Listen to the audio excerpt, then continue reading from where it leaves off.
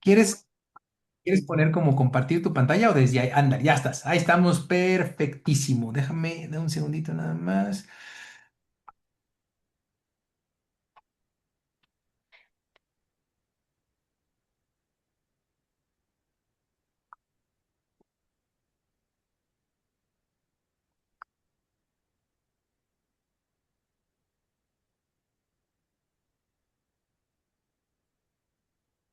Ok, listo. Bueno, pues vamos a empezar nuestra sesión del día de hoy. Perdón por los problemas técnicos, pero ya estamos aquí. La doctora Vale Iturriaga, ella es cirujana cardíaca pediátrica, está en la ciudad de León, en el Hospital de Especialidades de León. Vale, desde hace mucho tiempo, la verdad es que me da mucho gusto tenerte por aquí. Y hoy, pues, ¿qué temita, caray? Epstein neonatal, retos en el tratamiento quirúrgico. Creo que un tema bastante interesante, que desde hace mucho tiempo, la verdad es que bastante complicado. Pero bueno, pues vamos a escucharte. Muchas gracias, Val, por estar con nosotros y gracias a todos por conectarse. Adelante. Muchas gracias, Charlie, y muchas gracias a los que se pudieron conectar. Y parte del agradecimiento es que podamos elegir el tema. Como bien dices, no es un tema fácil. La verdad es que como cirujano, no me dejarás mentir, te llega un Epstein neonatal y hay que repasar y hay que checar y hay que estar, pues, actualizándote constantemente. Pero también me pasó, en mi tiempo ya de egresada, que no me había llegado ni un Epstein neonatal como en 5 años. Nunca tuve ninguno y de repente el año pasado tuvimos 5 de jalón.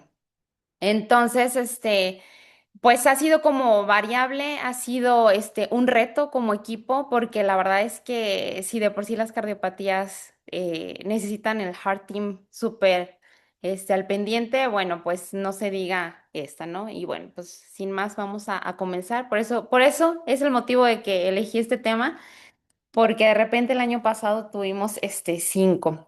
A ver, déjame ver. Uy, ahí está.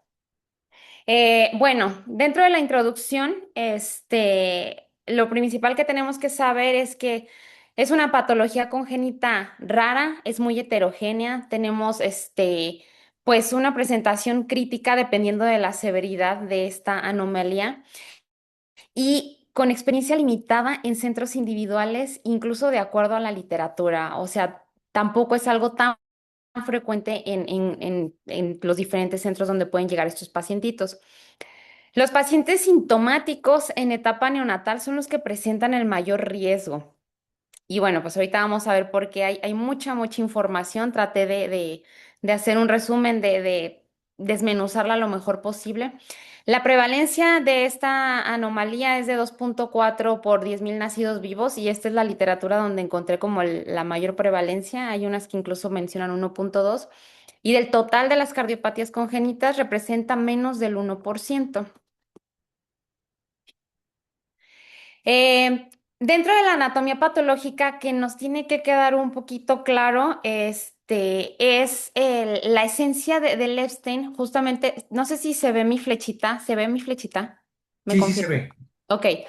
Dentro de la patología del Epstein, les pongo aquí una imagen de lo que sería pues un corazón normal, por así decirlo, con una válvula tricúspide, con sus valvas insertadas al mismo nivel, ¿sale? Entonces, lo que pasa aquí embriológicamente es que tenemos una falla en la delaminación de la valva posterior y septal de la tricúspide. Aquí vemos pues una imagen en 2D, pero aquí representaría el adosamiento de esas válvulas, es decir, esta valvita septal y esta valva posterior de la tricúspide, que debe de tener 3 valvas, pues no se separó por completo de lo que es el miocardio y el epicardio y entonces quedó literalmente adherida, ¿no? Y entonces de aquí se van dando las severidades de la presentación de esta anomalía. El anillo anatómico hace un desplazamiento rotacional anterior y entonces tenemos lo que en esta patología se le llama un anillo funcional que está como un poquito más metido al ventrículo. La valva anterior, que es la tercer valva de la tricúspide, tiene en sus maneras más leves una adecuada inserción, pero conforme se va haciendo más severa, va haciendo se va fenestrando la misma válvula, va teniendo ahí perforaciones y se va adhiriendo a lo que es la pared ventricular. Conforme más severos son estas inserciones, pues nos va a dar una obstrucción a la salida del ventrículo derecho, que es donde tenemos nuestra pulmonar. Por otro lado, el adosamiento de las valvas provoca que el mismo ventrículo se atrialice, es decir, se vuelve delgadito, está dilatado, está delgado y obviamente el ventrículo que le llamaremos funcional, pues también está disminuido de tamaño, de volumen y de función.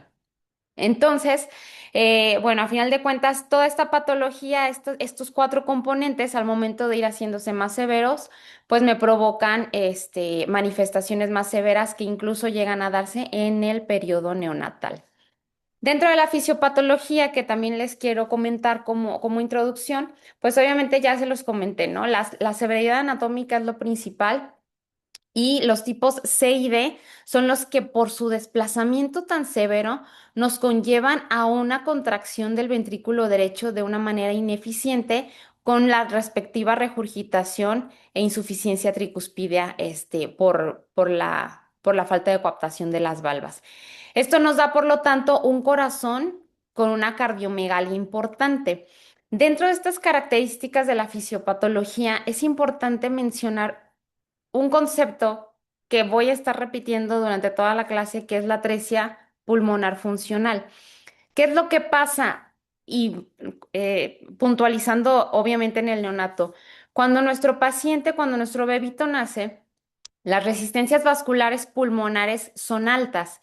Y en ocasiones, este ventrículo derecho, que tiene una anomalía de Epstein, en donde les acabo de comentar que la función puede estar disminuida, que el volumen que puede estar dentro de este ventrículo está disminuido, y tenemos una mala función y un ventrículo reducido, al momento de que se intenta contraer, las resistencias vasculares pulmonares de un neonato nos pueden llegar a provocar tanta presión que no permiten que la presión del ventrículo logre abrir la válvula pulmonar. Y entonces a esto se le llama atresia pulmonar funcional, a este obstáculo para la eyección anterógrada del volumen que está contenido en el ventrículo derecho, el cual tiene poca efectividad para contraerse. Y bueno, ¿cómo es que estos pacientitos logran sobrevivir? Bueno, pues es una cardiopatía ducto dependiente y aquí el conducto arterioso es el que nos está dando un poquito de flujo pulmonar para mantener vivos a estos pacientitos. En los tipos A y B, las resistencias vasculares pulmonares pueden, al momento de que van disminuyendo, pueden hacer que mejore el flujo anterógrado del ventrículo derecho y mejoran los síntomas. Entonces, bueno, más adelante vamos a ver la importancia de diferenciar una atresia pulmonar funcional de una anatómica en una anomalía de Epstein.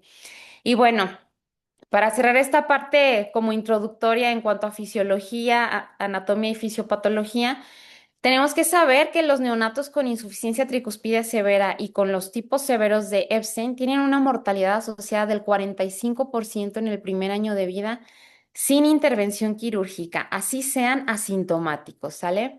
Y bueno, los objetivos en los que dividí la plática para tratar de, como les decía, de puntualizar estos retos a los que me quiero expresar con ustedes es el abordaje y las clasificaciones, el primer objetivo. El segundo es el manejo inicial y las indicaciones quirúrgicas como tal, las técnicas de reparación y los algoritmos quirúrgicos que actualmente se están utilizando para discernir entre una y otra técnica. El consenso de expertos, porque obviamente empiezan a ver el montón de técnicas quirúrgicas y pues hay que ordenar todas estas ideas, ¿no? Y el resultado y algo de la experiencia que nosotros tuvimos con el manejo de estos Epstein que les platiqué en un inicio. Entonces, bueno, dentro del abordaje y las clasificaciones están incluidos los estudios de diagnóstico, ¿sale? Sin embargo, no los voy a mencionar todos, Aquí, por ejemplo, solamente les quiero puntualizar que la forma del corazón, esta cardiomegalia tan grande de un paciente con Epstein, es conocida como box-shaped heart. Y bueno, pues aquí les puse el rectangulito, ¿no? Nada más para como ejemplificar esta silueta que es característica en la radiografía. Y bueno, como siempre en las cardiopatías, pues el ecocardiograma es nuestra primera herramienta, es el que nos va a confirmar el diagnóstico. Y lo primero que nuestros cardiólogos a simple vista, al momento de que hacen sus estudios, pueden observar es que tenemos un desplazamiento de más de 8 milímetros sobre metro cuadrado de la valva septal o posterior de la tricúspide, ¿sale? Entonces, ya con un desplazamiento mayor de 8 milímetros, empiezas a sospechar la probabilidad de un Epstein.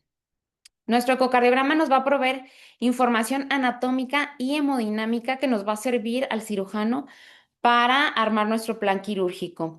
Y también nos va a dar un diagnóstico diferencial. No siempre es anomalía de Epstein lo que estamos viendo. Puede haber displasias, puede haber, le llaman en alguna literatura tricúspides epstenoides, eh, eh, etcétera, etcétera, ¿no? Pero realmente el ecocardiograma pues nos va a dar la oportunidad de hacer estos diagnósticos diferenciales y es difícil confirmar con ecocardiograma la atresia pulmonar funcional de la anatómica.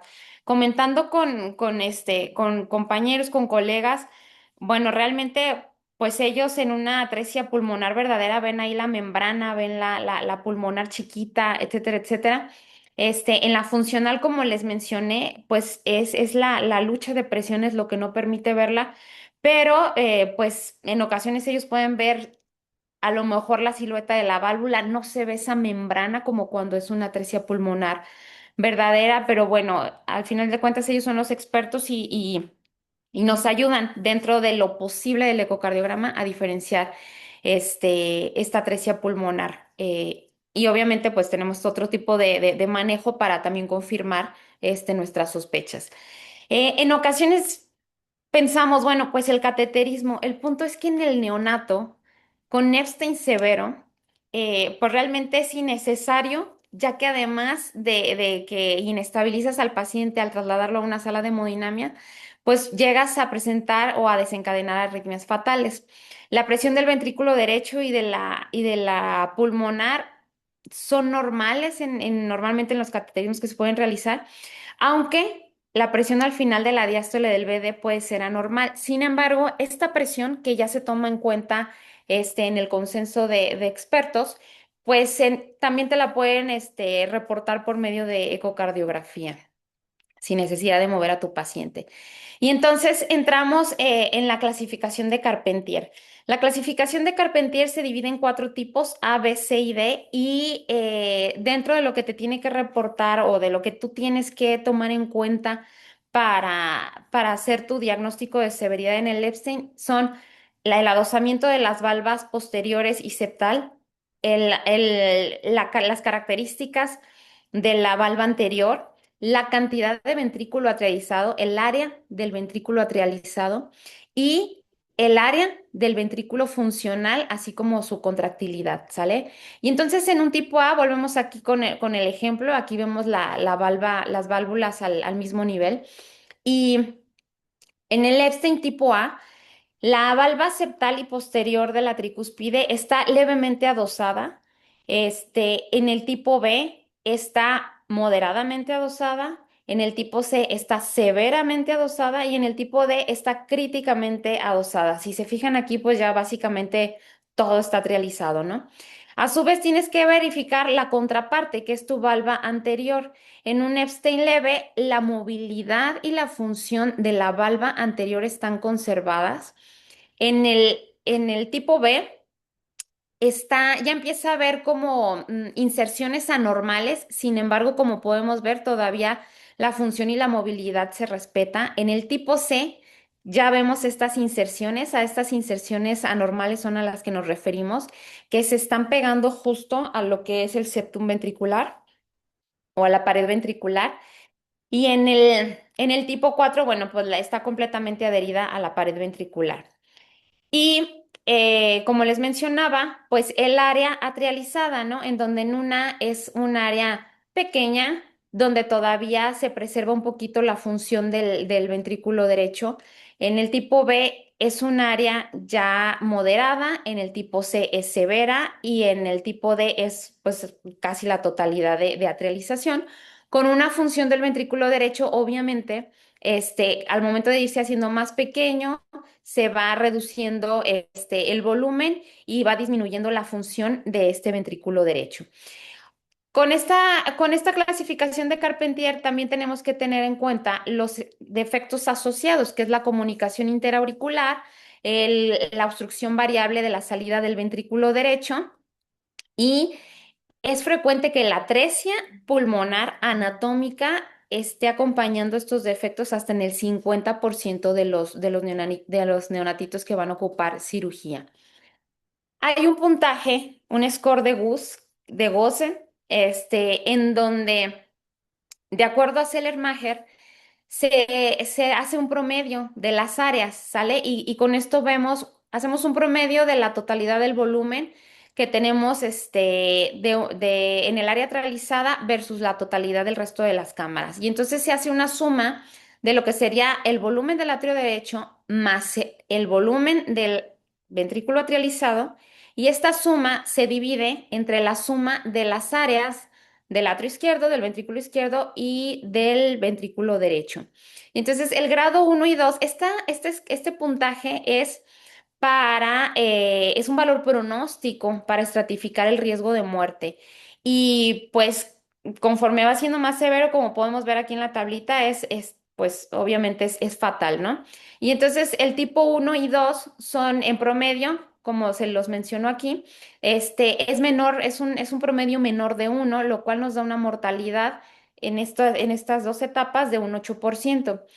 El grado 3 es un promedio entre 1,1 y 1,4, pero si se fijan, tenemos que discernir entre un grado 3 acianótico y entre un grado 3 cianótico, ya que la mortalidad es diferente, crucial, crucial. O sea, en un paciente que no está cianótico, es decir, tenemos buenos flujos pulmonares, la mortalidad puede llegar a ser del 10% y hasta el 45% a largo plazo. Pero si es un grado 3 cianótico, la mortalidad es del 100% y no se diga el grado 4 del 100% si no son sometidos a tratamiento quirúrgico.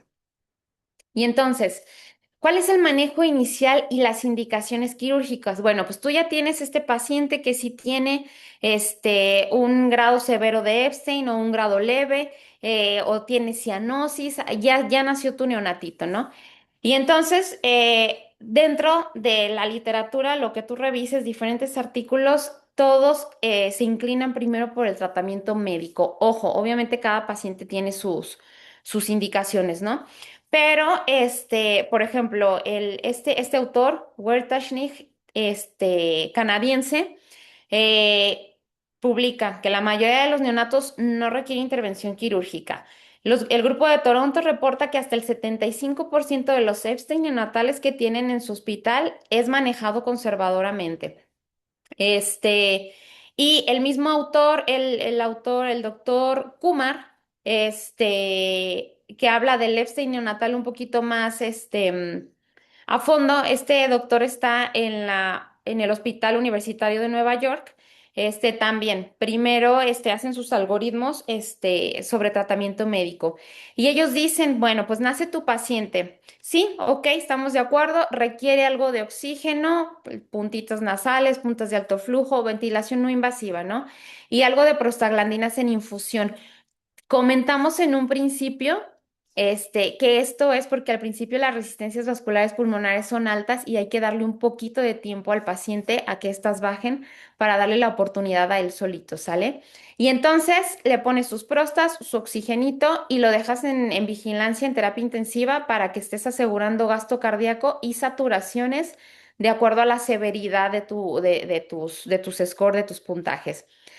Para pacientes inestables, ni siquiera es como que luego nos vamos a cirugía. Primero se escala de su apoyo de fase uno a fase 2 o a fase 3.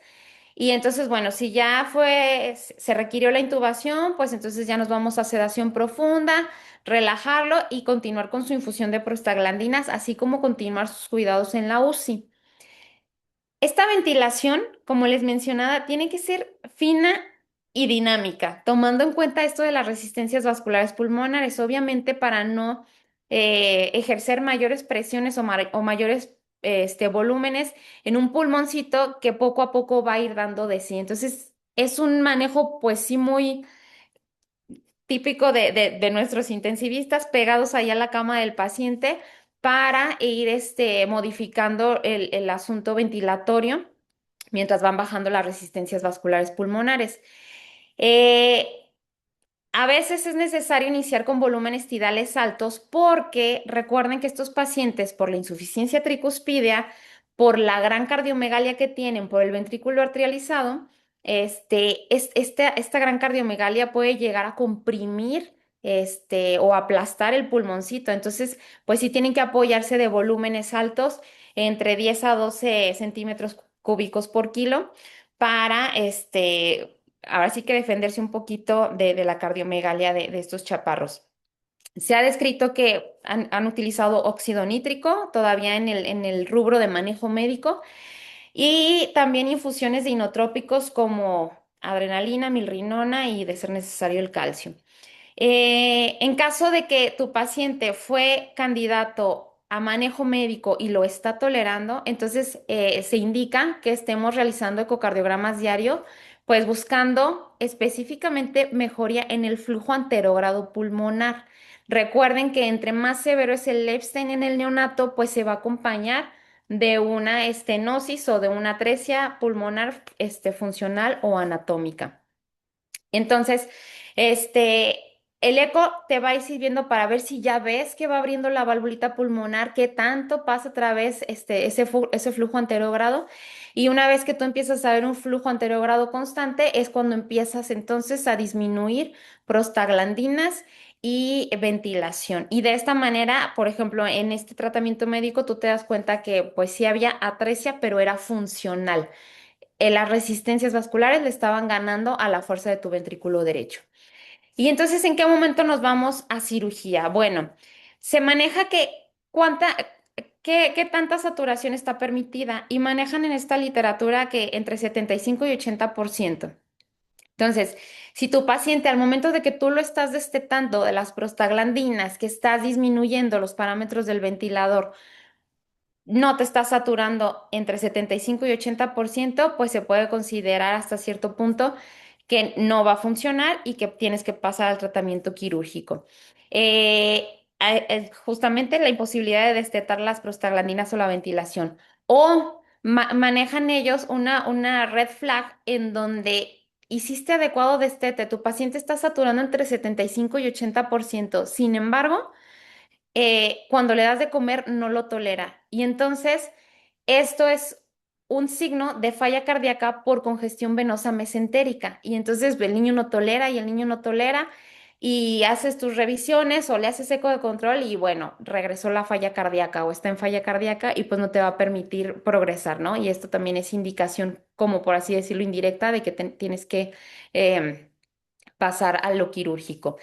La atresia pulmonar anatómica, de ser posible o de hacer una buena diferenciación, pues es una indicación quirúrgica porque pues no tienes ausencia de flujo pulmonar y obviamente al momento de cerrar las prostaglandinas, pues vas a quedarte sin paciente, sin flujo pulmonar, ¿no? Cuando tienes un índice de goce de 3 o 4 y cuando tienes una cardiomegalia con un índice cardiotorácico mayor a 0,8 por toda esta compresión que va a tener el corazoncito sobre el pulmón.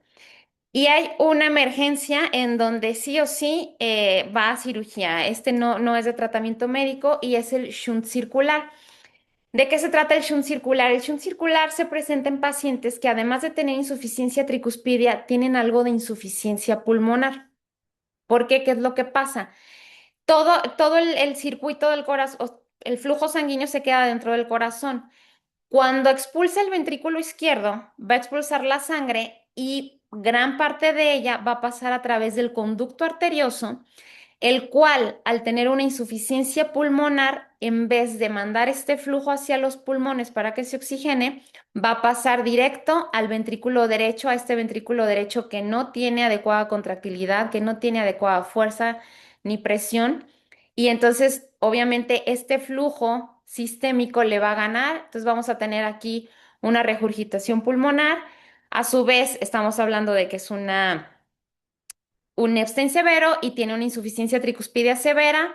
Tiene entonces regurgitación hacia la aurícula derecha, lo cual va a permitir que el flujo pase a la aurícula izquierda, luego al ventrículo izquierdo y otra vez se expulse, pero a su vez se regrese por el conducto arterioso hacia la pulmonar, ventrículo derecho, y entonces esto se vuelve un círculo vicioso en donde no estás teniendo un adecuado gasto cardíaco, tu paciente está cayendo en choque cardiogénico y pues obviamente no te puedes esperar a ver si funciona o no un tratamiento médico, etcétera, etcétera. Aquí tienes que entrar de emergencia a cerrar ese conducto. Y entonces, bueno, este es el algoritmo en el cual se basa toda esta explicación que les di, en donde si el paciente está estable o está inestable, va a manejo médico, o si está inestable, hay que ver si tiene atresia pulmonar o atresia funcional. ¿Cómo detectas que tiene atresia funcional? Pues al momento de que tienes las prostaglandinas, ya tú ves si mejora o si empeora y caemos en cianosis y entonces vamos a cirugía. ¿Qué técnicas de reparación tenemos y qué algoritmos quirúrgicos se están utilizando en la actualidad? Bueno, la evolución del tratamiento de la anomalía de Epstein, como muchas de nuestras técnicas quirúrgicas en congénitos, han tenido varias modificaciones y varias actualizaciones, las cuales han sido pues en pro del paciente. Y todo esto empezó pues con la descripción de la anomalía de Epstein en 1866 en un pacientito de 19 años. En este momento simplemente fue la descripción. 92 años después, Hunter y Lillihei hacen la primera reparación y ellos, su propuesta es desinsertar la valva septal y posterior de la tricúspide e insertarla a nivel del anillo. Posteriormente, el doctor Barnard y la doctora Scribe dicen, bueno, pues no funciona la tricúspide, pues vamos a hacer un cambio valvular tricúspide por una válvula mecánica. Posteriormente, un año después, en el 64, el doctor Hardy propone levantar ese anillo funcional. Aquí podemos ver, él le llama en esta como S que se formaba al momento de que las valvas quedaban adosadas. Entonces, poner puntos en el anillo funcional, pasarlos a través del anillo anatómico y con esto provocar una aplicatura del ventrículo atrializado. Posteriormente, el doctor Danielson hace la técnica, también trae el anillo funcional hacia el anillo anatómico, obliterando por completo esa área de ventrículo atrializado y complementando la cirugía con cierre de comunicación interauricular y con una aplicatura del atrio, porque recuerden que también el atrio derecho está muy dilatado. En el 88, el doctor Carpentier modifica la técnica y él comenta que es mejor hacer una aplicatura longitudinal, en vez de hacerla transversal, se hace longitudinal para tratar de conservar la forma y el volumen del ventrículo derecho. En el 91, el doctor Starnes es el que ofrece o propone el primer tratamiento paliativo como tal, con el procedimiento de Starnes. En el 94, el doctor Not Craig también propone este Pues bueno, tratamiento nos vamos de listo. reparación ¿Listo? para el Pues dos paciente con cero. este neonatal severo. Y en 1997 el doctor Sievening propone punto de Sievening, para tratar de mejorar el área de coaptación de la valva anterior. Y lo que hace él es, al momento, pasa a un punto a través del músculo papilar de la valva anterior de la tricúspide y luego lo pasa también a través del anillo funcional que sería de las de las otras dos valvas para tratar como de plegar un poquito la parte apical o la parte distal del ventrículo y de esta manera permitir una mejor coaptación de la valva. Y en el 2005, pues se describe por el doctor Da Silva lo que es el procedimiento de cono para una reparación biventricular también. Entonces, como vemos, pues han pasado varias técnicas, varias actualizaciones y de estas, tres son las que se están actualmente realizando en los neonatos. Como les comenté en la línea de tiempo en la diapositiva pasada, el, el- el- el procedimiento paliativo por default es el procedimiento de Starnes en donde se coloca un parche de pericardio que actualmente la literatura también maneja que de preferencia utilicemos membrana de Gore, porque el parche de pericardio se adosa a la valvita anterior de la tricúspide y las nuevas guías nos comentan que todo procedimiento de Starnes tiene que ser como es una etapa de la reparación o del tratamiento del Epstein, en donde posteriormente, de acuerdo a la anatomía de tus ventrículos, pues ya tú decides bueno, de acuerdo a la anatomía del paciente, vamos a una reparación biventricular o una reparación univentricular. Y el Starnes, además de ser este parchecito que te va a excluir completamente el ventrículo derecho, pues se manifiesta que se deje una fenestra para descomprimir adecuadamente tu ventrículo derecho. Otra técnica que pues realmente solo la vi mencionada en uno de los artículos, pero solo mencionada como parte de, realmente la técnica del doctor Sano se ha realizado poco en otros centros, pero bueno, también se maneja como parte del tratamiento neonatal es hacer la resección completa del área trializada del ventrículo, pero completo. Quitar completamente esa área, suturarla, resecar completamente toda la dilatación de la aurícula derecha y en ese momento hacer la derivación cabopulmonar. Y por último, el doctor Not Craig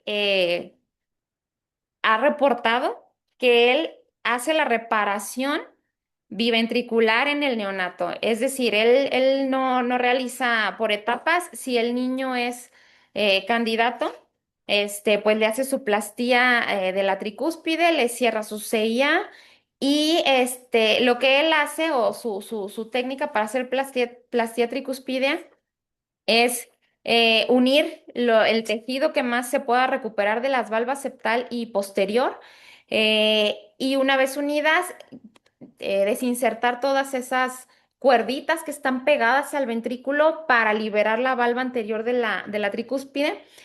Y si con esa valva anterior, con esa longitud, no le da suficiente tejido para coaptar con las otras dos valvas, entonces la desinserta de su anillo y hace una ampliación con parche de pericardio bovino para lograr adecuadamente la coaptación. Incluso, obviamente estamos hablando, y les vengo diciendo, que el Epstein severo viene acompañado casi siempre de obstrucción del tracto de salida del ventrículo derecho. Entonces, aparte de esta reparación de la complastia tricuspidia, de una vez se avienta normalmente la ampliación transanular del ventrículo derecho cuando la atresia es funcional, y en ocasiones mencionan ahí que sí pone su conductito para darle como la reparación completa al neonato. Y bueno, este algoritmo me lo encontré en uno de los artículos publicados por el centro del doctor Da Silva, en donde sabemos que se realiza la mayor cantidad de reparaciones de Epstein. Y como les mencionaba en un principio, ellos toman en cuenta para su algoritmo dos cosas. Si tenemos flujo adecuado anterógrado en la válvula pulmonar y si tenemos o si no tenemos flujo adecuado. Y en este momento, pues no sabemos si es funcional o anatómica, pero si hay flujo anterógrado y no necesita prostaglandinas tu chaparro, nos vamos a tratamiento clínico y posteriormente nos vamos a la reparación con el cono. Pero si tienes un flujo inadecuado, entonces nos vamos a valorar si es anatómico o funcional y entonces volvemos a toda esta explicación del manejo médico, ¿no? ¿Cómo vamos a saber si es funcional? Bueno, si no es posible hacer el diagnóstico por ecocardiograma, entonces tú tratas de destetar a tu paciente de las prostaglandinas. Si al momento de destetar no hay cianosis, pues te puedes dar el lujo de darle un tratamiento médico, pero si hay cianosis y no está tolerando, lo puedes considerar como una atresia pulmonar anatómica y entonces aquí ellos, por ejemplo, antes de ir a cualquiera de estas técnicas que yo les comenté en el neonato, ellos primero valoran el tamaño del corazón, ¿sale? Para ellos, si la cardiomegalia está por debajo de 0,8 y hay una insuficiencia tricuspidia, pues puede realizarse una fístula sistémico pulmonar y posteriormente, si es candidato, ya sea a su corrección bi o univentricular. Si es una atresia pulmonar y tiene cardiomegalia con insuficiencia tricuspidia severa, pues se van al procedimiento de Starnes y como les mencioné anteriormente, ya en un futuro valoran si se puede realizar o no el, la reparación bi o univentricular. Y también, o sea, el tercer rubro es el shunt circular que les comenté, en donde pues es una urgencia, hay que entrar de inmediato, hay que cerrar el conducto, cerrar, perdón, no cerrar el conducto, cerrar el tronco de la arteria pulmonar, creo que hace rato sí les dije conducto, pero lo que hay que cerrar es el tronco de la arteria pulmonar porque la insuficiencia pulmonar es la que está perpetuando este circuito, este cortocircuito circular. Entonces, hay que cerrar el tronco de la arteria pulmonar y realizar el procedimiento de Starnes como procedimiento paliativo en lo que el paciente sale de la gravedad. Estos son otros dos algoritmos porque les quiero mostrar la diferencia en el mismo país. O sea, este anterior es de la universidad, del Centro da Silva. Sabemos que ellos están en Pittsburgh. Y este es del doctor Kumar de la Universidad de Nueva York, en donde ellos también tienen su propio algoritmo, ¿no? Igual, ya nada más para irnos un poquito más rápido, la atresia pulmonar anatómica, que como ya dijimos, ellos toman en cuenta si el ventrículo derecho está pequeño, pues lo llevan a fístula sistémico pulmonar y una reducción del atrio. Si tienen insuficiencia tricuspidia moderada o severa, con un ventrículo derecho chiquito, se van al Starnes y si tienen un adecuado ventrículo derecho, pues de una vez hacen la reparación biventricular. Y en el caso de la atresia pulmonar funcional, ellos toman en cuenta, antes de todo, de toda la decisión, el tamaño del ventrículo izquierdo. Entonces, si ellos ven un ventrículo izquierdo normal con un ventrículo izquierdo pequeño, pues se van a la fístula. Si ven un ventrículo izquierdo normal con insuficiencia tricuspidia moderada o severa, se van al Starnes y posteriormente ya se revisan si pueden hacer la reparación biventricular. Si el paciente tiene un ventrículo izquierdo pequeño, pero está clínicamente inestable, pues se van por el Starnes o por la fístula sistémico pulmonar. Y si el ventrículo izquierdo está pequeño, pues ya se van directamente al trasplante. Entonces, bueno, en conclusión de todas estas técnicas que les acabo de comentar y de todas estas opiniones y de toda esta literatura, como les dije en un inicio, sale un consenso de expertos en el 2024, en donde ellos basados en la base, en el 2018, la STS publicó un análisis de su Epstein en edad neonatal y ellos concluyeron que tenían una mortalidad global del 27,4%, con una mortalidad en la reparación primaria de 33,7%. Y su comparativo era con la Sociedad Europea de Cardiopatías Congénitas, en donde ellos reportan hasta el 50% de mortalidad de neonatos con anomalía de Epstein. Y bueno, pues aquí vemos las demás mortalidades. La fístula sistémico pulmonar presentó un 9% de mortalidad y el procedimiento de Starnes un 6% de mortalidad. En este paper en el que se basaron también un poquito el consenso americano, pues comentan ellos mismos, ¿no? Que la evaluación de estas diferentes estrategias había terminado siendo muy difícil porque es una población de pacientes heterogénea y poco frecuente, volvemos a lo mismo, a pesar de que pues hay varios grandes centros allá, es poco frecuente esta patología. Y las variaciones son significativas en los manejos entre unos centros y todo, y pues ellos dicen, bueno, hay que hacer estudios controlados y aleatorizados. Hasta el momento no sé si hay alguno como tal, pero si ustedes leen el consenso del manejo de anomalía de Epstein neonatal, te da como las sugerencias. Todavía no es como que se tiene que hacer. eh, la clase de la mayoría de estas recomendaciones es uno, pero el nivel de evidencia de repente es dos, de repente es tres, entonces todavía falta hacer como los estudios en forma. Sin embargo, sí te da como un panorama un poquito más, pues más claro al momento de que tú tienes tu pacientito con Epstein. Y entonces, en las recomendaciones en la etapa prenatal y al nacimiento tenemos estas cinco, se podría decir. Y en útero, eh, bueno, a mí me parece muy interesante que te digan de una vez lo de inútero porque no sé si les ha pasado, pero también tenemos pacientes que en el diagnóstico prenatal ya quieren ir a platicar contigo, ya quieren saber qué va a pasar con su paciente, ya quieren saber qué va a pasar a futuro y hasta cierto punto creo que este tipo de información muchas veces les ayuda, otras veces pues no tanto, pero siempre pues te va dando como un panorama de qué va a pasar con tu chaparrito, ¿no? Y bueno, se consideran factores de riesgo de pérdida intrauterina, que tengan cardiomegalia severa, que haya un cortocircuito bidireccional del conducto arterioso, que ahí se detecte la atresia pulmonar, que haya cortocircuito circular, obviamente, disfunción del ventrículo izquierdo y presión sistólica del BD baja. Se sugieren ecos seriados cada 2 a 4 semanas y posteriormente 1 a 2 cada semana. El nacimiento debe ser en tercer nivel.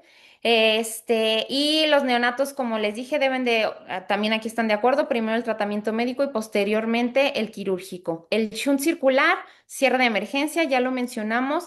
El neonato con choque cardiogénico refractario va directo a Starnes. El paciente, el paciente con shunt circular inestable y además se los mencioné anteriormente, pero las presiones sistólicas del BD menores de 20 a 25 ya son como predictoras de que no le va a ir bien y tienes que hacerle el Starnes y el cierre del tronco arterioso, del tronco de la arteria pulmonar, perdón.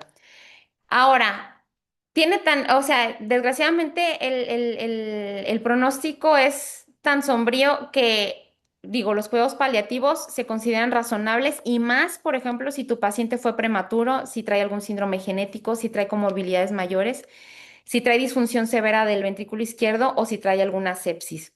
Y cuando tienes neonatos con insuficiencia pulmonar severa, es decir, no tienen aún el shunt circular, pero están en riesgo, pero tu paciente está estable y la presión sistólica del BD además sí está arriba de 25, pues le puedes dar un intento de cierre médico, pero súper pegado a tu paciente, porque el shunt circular se vuelve una emergencia en ese momento. Los neonatos estables, pero que no tienen buen flujo anterogrado, el estento, la fístula sistémico-pulmonar es considerada la primera intervención. Y como les decía, las intervenciones posteriores al Starnes sí o sí tienen que ir encaminadas a una reparación bi o univentricular. Ya no es que los dejemos así. Y dentro de los resultados y sobrevida, lo más rápido posible, se los voy a mencionar. En el periodo neonatal tenemos una pérdida del fetito hasta del 20% y la mortalidad perinatal está alrededor del 45%. Los factores pronósticos, pues, perdón, para mal pronóstico. Ya lo mencionamos, atresia pulmonar, índice cardiotorácico grande, un diagnóstico inútero demasiado temprano porque eso pues va progresando la anomalía, la cardiomegalia, la insuficiencia tricuspidea, un anillo tricuspidio grande, derrame pericárdico y disfunción del ventrículo derecho. ¿Cuál es el mejor abordaje? Sigue siendo controversial. En este artículo hace referencia a varios artículos y a diferentes técnicas. Y aquí podemos ver, por ejemplo, el doctor Not Craig, que es el que les comento que hace la reparación biventricular en el neonato, pero completa. Él menciona, publica que tiene una sobrevida del 75% a 15 años. Sin embargo, tenemos al doctor Wang que menciona una sobrevida para él, pero él lo hace por etapas. Es reparación biventricular en etapas. Menciona una sobrevida solo a 4 años del 86%. Y el doctor Mizuno eh, solamente publica a 1 y a 2 años. Y su reparación biventricular en el neonato a 1 año tiene una sobrevida del 60%. Y si se fijan, las mortalidades hospitalarias, independientemente del procedimiento, pues están bastante variables. Entonces, bueno, pues volvemos a lo mismo, ¿no? Es un poquito complejo. Yo creo que lo que nos queda es basarnos en el consenso. ¿Y qué pasa?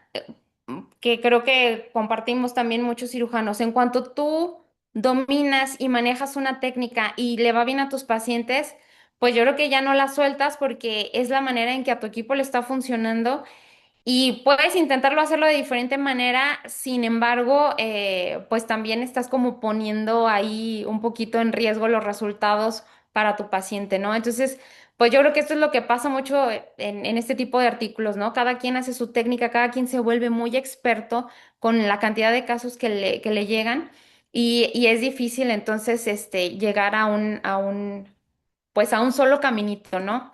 Les platico rápidamente. Nosotros tuvimos 6 casos. Fueron dos en el 2023.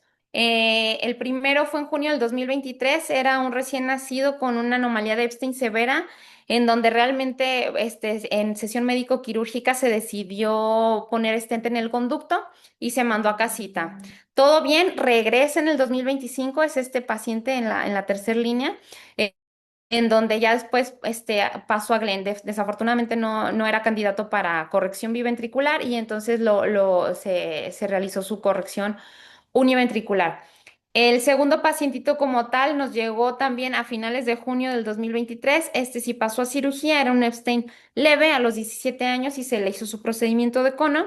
Los siguientes pacientitos son los del 2025, como les comenté. El primero pasó a Glenn y los siguientes, estas dos chaparritas, son pacientes muy similares, pero tuvieron diferente desenlace.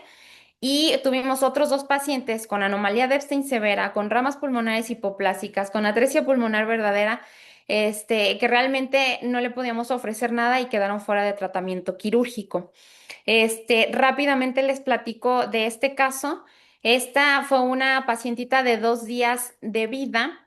2,8 kilos, 49 centímetros. Se le hizo el diagnóstico prenatal. Aparentemente parecía que sí hubiera, o sea, los diámetros de la pulmonar parecían adecuados, sin embargo, no podían diferenciar si había atresia pulmonar funcional o anatómica. Al final, cuando nace esta chaparra, por eco se nos reporta una válvula tricúspide con adosamiento septal de 9 milímetros, una presión sistólica del ventrículo derecho de 75 milímetros, FEBI de 65, TAPSE de 9, un índice de goce de 0,6, lo cual estaba por debajo de 1, y una atresia pulmonar anatómica. En las primeras 8 horas de vida empieza a deteriorarse, a desaturar y entonces deciden intubarla. Esta es su placa post-intubación. Estos son sus signos vitales post-intubación y ya con un poquito de DOBU como apoyo. Los parámetros ventilatorios, sí, tuvieron que ser altos. Vean la cardiomegalia que tiene esta chaparra. Y a las 24 horas, bueno, se realiza su sesión médico-quirúrgica y nosotros, confiados, por así decirlo, en que estaba desaturando, en que había atresia pulmonar anatómica, en que pues el ventrículo derecho hasta cierto punto, pues presión de 75, TAPSE normal, el índice de Guse no estaba tan mal, la aceptamos para fístula sistémico pulmonar y plicatura de atrio. Ingresa a la sala, estos son sus signos antes de entrar a sala, ya con la dobuta, y con un poquito de nore, presiones medias de 54, frecuencias cardíacas de 160, oxigenación de 91, el balance hídrico en -150 con lactato de 2 y con las diuresis respetadas. En el transquirúrgico encontramos pues esta aurícula muy, muy dilatada. Vean, aquí está la pulmonar, estaba completamente atrética. Y entonces lo que se hizo fue realizar su fístula y una aplicatura de su atrio derecho. Esto fue sin circulación extracorpórea, fue nada más, o sea, la teníamos en stand-by, pero no fue necesario. Este es el posquirúrgico inmediato, en donde los parámetros ventilatorios se lograron disminuir. La entregamos, se retiró la dobuta y la entregamos con milrinona, nore y adrena. Esta es la radiografía posquirúrgica inmediata y estos son los signos con una media de 48, una oxigenación de 87% y eso sí, un poquito taquicárdica. 12 horas posterior a la cirugía, que fue de cirugía salimos a las entre 8 y 9 de la noche, 9:40 una cosa así. Y al siguiente día, a las aproximadamente 9 de la mañana, tenemos esta gasometría en donde ya la empezamos a ver acidótica, la creatinina se comienza a elevar, no se alcanza a ver mucho, pero bueno, la creatinina está en 1.2. El lactato, aquí está en milimoles, no se espanten, era de 4.5 y empezó a hacer datos de acidosis metabólica, se intentó pues continuar el manejo, se subieron las aminas, se pasaron carguitas, bueno, ahí los intensivistas hicieron todo lo habido y por haber. Y se le toma un eco para ver si quizás la fístula se había tapado o qué estaba pasando. Y ellos reportan una fístula sistémico pulmonar permeable con flujo en aorta abdominal con flujo reverso, muy lábil y con bradicardias de hasta de 90 al hacer el ecocardiograma con saturaciones de 70%. Esto fue 2 horas después de que la empiezan a notar acidótica y que tienen que aumentarle las aminas. Una hora después presenta paro, se le hacen maniobras y fallece. Y entonces, o sea, este caso se los comparto porque te queda la duda, ¿no? O sea, elegí bien el tratamiento, se realizó lo que se tenía que realizar y entonces cuando estábamos haciendo la lluvia de ideas, la retroalimentación con el equipo, se pensaba que la fístula se sobrecirculó y entonces haciendo el análisis, miren las radiografías. La primera radiografía es de su ingreso, de posterior a que la intuban. La siguiente es saliendo de cirugía con la fístula recién colocada, en donde no sé si se ven sus pantallas, pero pues todavía se ve buena trama vascular pulmonar. Y sin embargo, en esta que es justo la radiografía que le toman cuando empieza a ponerse acidótica, que si la fístula se tapó, que no se tapó, eh, al momento que llegas a la conclusión de que la fístula le quedó muy grande, fue una fístula de 4 milímetros, pues yo esperaría encontrar un pulmón congestivo y al contrario, desde mi punto de vista, digo, ahorita ya las imágenes digitalizadas es un poquito difícil de discernir, pero la veo con disminución del volumen de la vascularidad pulmonar. No sé, porque pues realmente nunca hubo flujo anterógrado a través de la pulmonar. No sé si a lo mejor ya estábamos tan seguros del diagnóstico, del tratamiento y todo, que al momento que se hizo el ecocardiograma, cuando la niña empezó a empeorar, pues realmente se enfocaron a la fístula, ¿no? A la fístula, pero ¿qué tal que ese flujo en aorta abdominal, quizás pensándolo ahorita que analizo toda la literatura y todo lo que estoy leyendo, que haya habido un shunt circular que no hayamos detectado precisamente una atresia pulmonar funcional con una probable insuficiencia pulmonar? Digo, sería difícil porque esta niña tuvo muchos ecocardiogramas, pero a mí me llama la atención que la fístula estaba permeable y no teníamos nada de flujo pulmonar, ¿no? Entonces, bueno, este caso, la verdad es que es un caso que sí nos consternó mucho porque pues hubo mucha mejoría después de la cirugía y después tuvimos, básicamente nos fuimos en picada, ¿no? Y ya el último caso, súper rápido, esta chaparra de 7 días. Y miren, casi el mismo peso, la misma talla, también con diagnóstico prenatal. Esta mami había tenido una pérdida previa a las 29 semanas de gestación por cardiopatía también. Y cuando nació esta nena tenía unas taquicardias con complejos anchos que se trataron con amiodarona y con cánulas de alto flujo. A final de cuentas seguía desaturando y también se inestabilizó. Fue necesario colocarle levo, prostas y le agregaron el propranolol porque seguía con las arritmias. Ella pasó a cirugía el 18 de septiembre, se le realizó fístula sistémico pulmonar y plicatura del atrio. Y saliendo de cirugía, sí fue necesario aumentarle, después de, la sacamos con levo y adrena, 2 horas después le agregaron norepinefrina, 6 horas después le agregaron vaso y 24 horas después empezaron a hacer destete de aminas, la extubaron a las 26 horas, eso sí, estuvo 28 días por una sepsis secundaria y se fue a casita el 15 de octubre. Sin embargo, esta chaparra ya regresa y ya está encaminada para realizar el Starnes, porque de ella no tengo la radiografía saliendo de cirugía donde también se ve pues ya respetado el atrio, pero definitivamente vuelve a tener un aumento en la aurícula derecha. Entonces, esta chaparra la tenemos ahí ya pues en protocolo yo creo que le vamos a realizar su Starnes muy seguramente. Vamos a ver con los ecos nuevos y con la información nueva que tenemos, si vamos a Starnes o se le puede hacer ahorita ya alguna reparación o univentricular directo. Y bueno, ya para concluir. Pues los neonatos sintomáticos diagnosticados con anomalía de Epstein, como lo pueden ver, representan la forma más severa de la enfermedad. Y los que no responden al tratamiento médico, pues sí o sí son candidatos a cualquier forma de intervención, sin olvidar que independientemente pues de la técnica quirúrgica que utilicemos, pues hay una alta mortalidad perinatal, ya pegadita al 50%. La poca incidencia continúa limitando la experiencia en centros individuales y pues más en centros más chiquitos. El tiempo y el tipo de cirugía depende de los factores como ya pudieron ver. Y desde mi punto, pues, personal, en estos 5 casitos que hemos tenido, que bueno, fueron muy cerquita uno de otro, pues es imprescindible diferenciar la atresia pulmonar anatómica y funcional y apoyarnos muy bien de nuestros cardiólogos, de nuestros ecocardiografistas para el plan quirúrgico, punto número uno. Y punto número dos, estar en contacto y estrecha comunicación con nuestros intensivistas.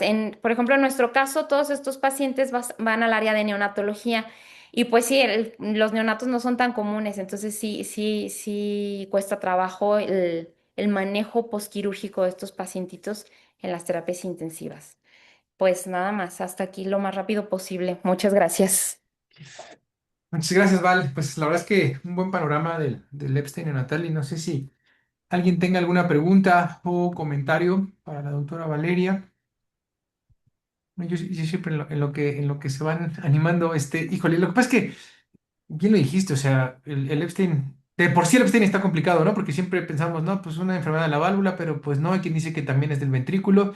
Y bueno, al final de cuentas el manejo sigue siendo bien, bien complejo en general, ¿no? Porque incluso el cuando operarlos, estamos hablando del adulto o del adolescente o del niño más chiquito, ¿no? Si es bueno, está bien, está desaturado, no, digo, perdón, no desatura tanto, pues mejor lo aguanto, pero de repente los llevas ya a edades más grandes en la que la recuperación del ventrículo puede ser complicado, ¿no? Pero creo que sí es un apartado diferente, es el Epstein neonatal.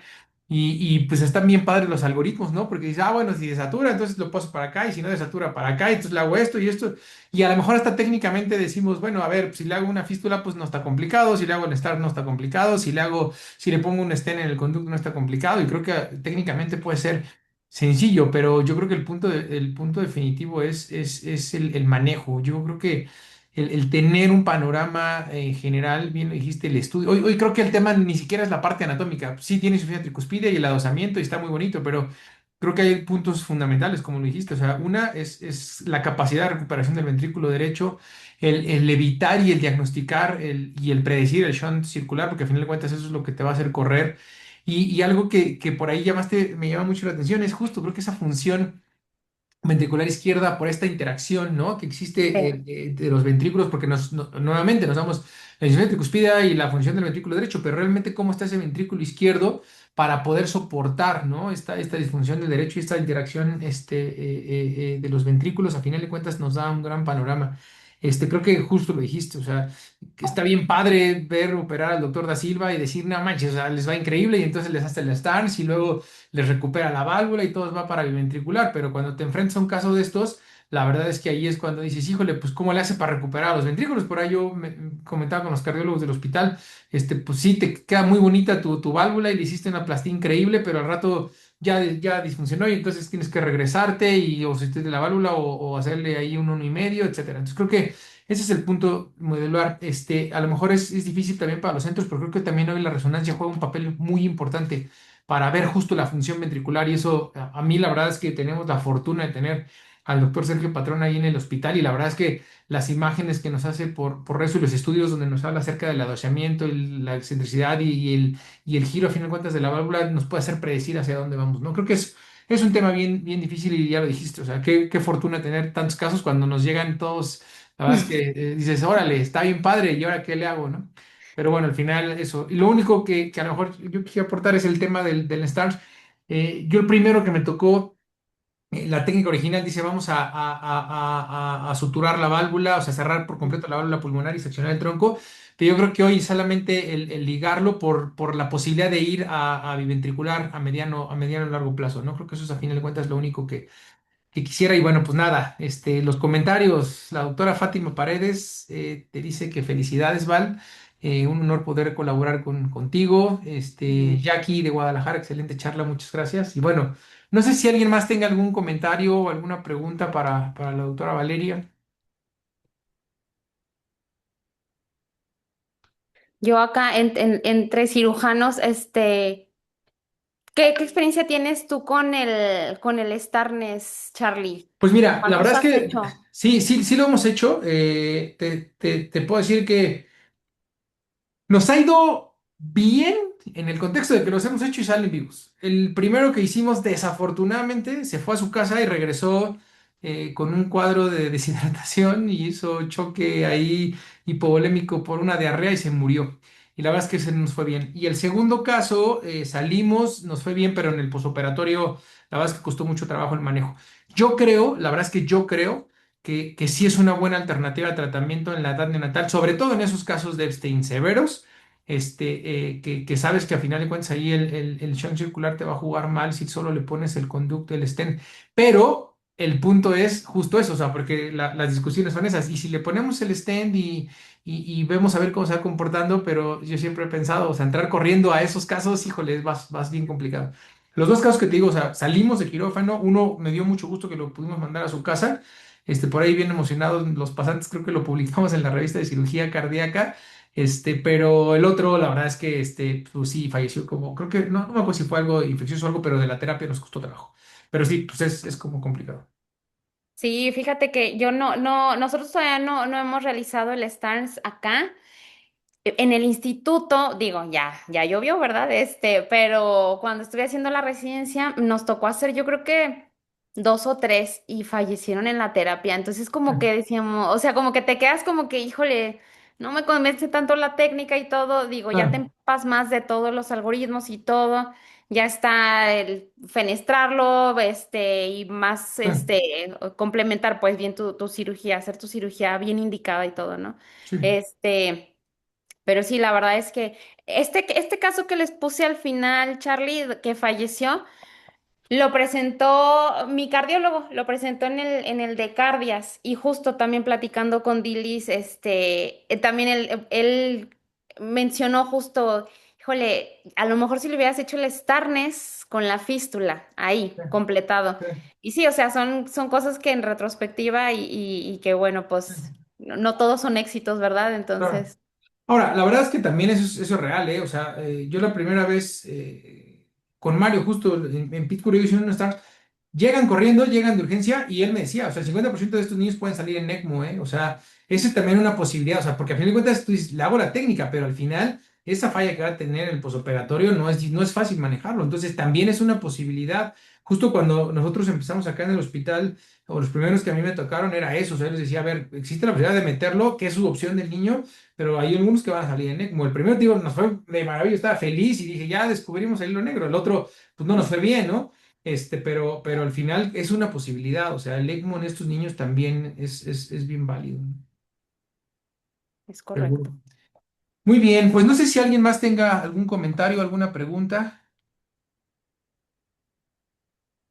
Bueno, Val, pues algo con lo que quieras terminar tu charla. No, pues la verdad es que nada, me deja mucho aprendizaje y vuelvo a agradecer que Muy nos des la bien. apertura para los temas porque digo, además de compartir el conocimiento, también uno se va empapando más y más y Claro. pues vas viendo, ¿no? Todo el panorama. Que luego con tanta información dices, ¿y ahora qué hago con tanta? Eso, Pero te va ayudando en tu criterio. Así es de claro. que, pues nada, muchas gracias por No, pues. invitarnos y por Al el contrario, tiempo. siempre enriquecedor todo esto para todos. Como dices, estas experiencias de estos casos son limitadas en nuestros centros y esto nos ayuda. O sea, yo ya sé que tú tuviste estos casos, más o menos ya lo sabemos, y nos queda a todos siempre de enseñanza y aprendizaje, porque al final de cuentas, así es esto. Son pocos casos y, pues, cuando llegan, como dices, pues, ¿qué hora qué? ¿No? Y entonces todo el mundo tiene opiniones y eso, pero bueno, pues creo que al final es ir aprendiendo todos. Te agradezco mucho, Val.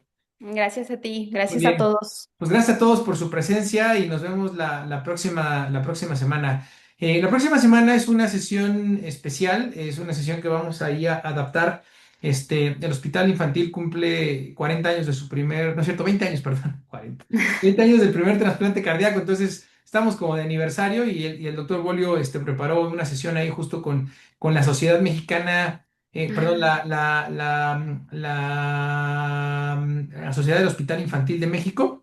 Entonces, para los que quieran ahí, digo, vamos a hacer ahí, ya les avisamos, todos están invitados, te conectas a esta, 25 años, doctor, perdón, nos conectamos ahí a la sociedad y nos dan puntos para la certificación en pediatría. Pues vamos a hacer por ahí ese enlace la próxima semana, la Asociación de Médicos del Hospital Infantil de México, perdón, doctor.